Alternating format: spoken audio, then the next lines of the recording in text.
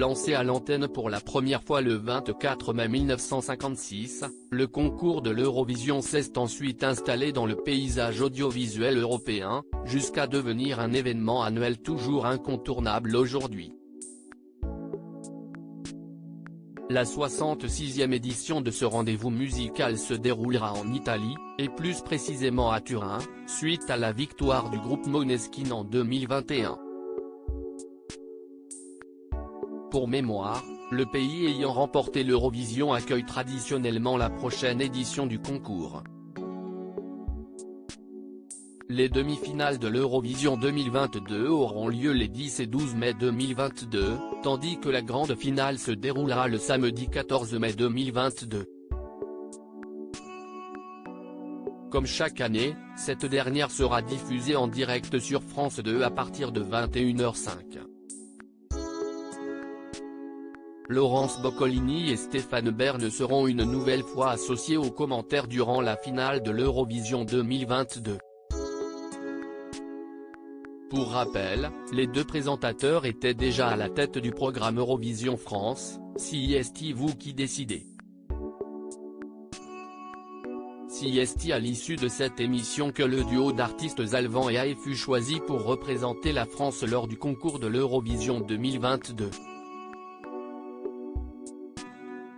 Ils succéderont ainsi à Barbara Pravi, qui avait terminé deuxième de l'Eurovision l'année dernière. La France était donc passée toute proche d'un 6e sacre en 2021. Eurovision, la France bloquée à 5 victoires depuis 1977. Pour rappel, cela fait maintenant de très nombreuses années que la France ne parvient jamais à s'imposer lors du concours. Il faut remonter jusqu'en 1977 pour retrouver la trace de la dernière victoire française. Cette année-là, c'est la chanteure Marie-Myriam qui s'était imposée avec son titre L'Oiseau et l'Enfant.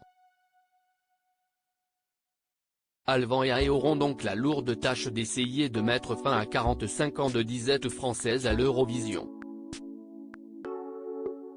Avant Marie-Myriam, seulement 4 autres représentants français étaient parvenus à remporter le concours. C'est le chanteur André Claveau qui fut le premier à avoir triomphé pour la France grâce au titre d'or, Mon amour en 1958. 2 ans plus tard, Jacqueline Boyer offrait son deuxième succès au pays avec la chanson Tom Pilibi. Isabelle Aubray fut la 3e représentante française à être sacrée en 1962, grâce à son titre baptisé Un premier amour. Enfin, Frida Bocara, qui avait interprété la chanson Un jour, un enfant en 1969, avait dû partager sa victoire avec l'Espagne, le Royaume-Uni et les Pays-Bas. Loading Widget.